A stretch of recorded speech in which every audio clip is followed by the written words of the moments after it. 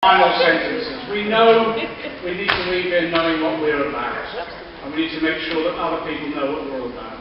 What we're about, isn't it, is we're about bringing this government down. Yeah.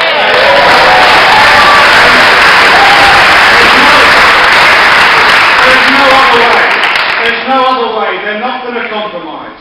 They're demolishing the welfare state before our eyes, and they're going to come for more, because the use of the deficit is just an excuse for the policies that they've wanted to implement from the very birth of capitalism, which is the oppression of working class people. So we know what our job is. So let's remind people in different parts of this movement what we expect of them. For the leader of the Labour Party and Labour MPs, we expect you to be there on March the 26th. Marching with us. Marching with us. No other excuse. The Labour councillors, to be frank with you, yes, we want to work with you, but actually what we want you to do is you vote against the cuts. Yes. I know how hard it is. I've been there. I know how hard it is. But once you start on the slippery road of making cuts, it becomes irretrievable. Your credibility is destroyed. For the trade union movement, let's take it from the top.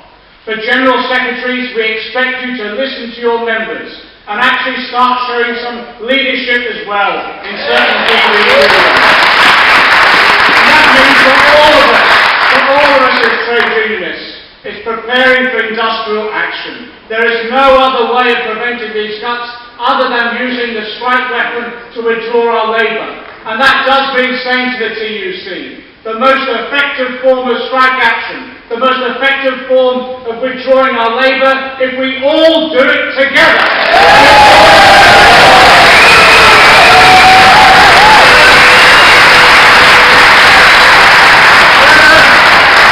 Whether the issue is pay, or whether it's pensions, or whether it's cuts, if we can come out together in coordinated industrial action, it will provide the spark and the confidence that will ignite this country's resistance. That's what we need. But we're seeing across, I think, a rebirth of our movement. We're seeing, again, in the fields of struggle, people with disabilities leading. We're seeing women's organisations forming again, and the women's movement now out on the streets campaigning.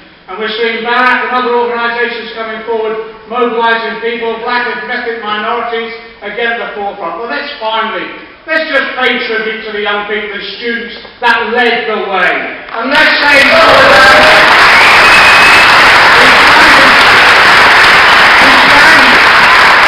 we stand in solidarity with all those that have been victimised. Yes, those have been prosecuted and imprisoned. They should not be left in isolation. They're not the criminals. The criminals are the Tories that are making the cuts.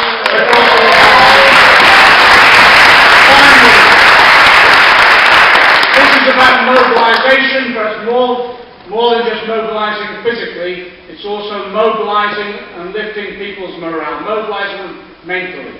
Now, I went down to Trafalgar Square to join Jeremy on what was meant to be a demonstration for Egyptian workers and others to bring the regime down, and it became a celebration. And I picked up a memento, printed only, 24 hours ago. This was meant to be on the placards. We demand change now, the resignation of Mubarak. It just shows you what you can do, doesn't it? 18 days to bring the regime down. We have up until March the 26th to mobilise. And you know we want to think about, when we turn up on March the 26th, whether we go home or not that day.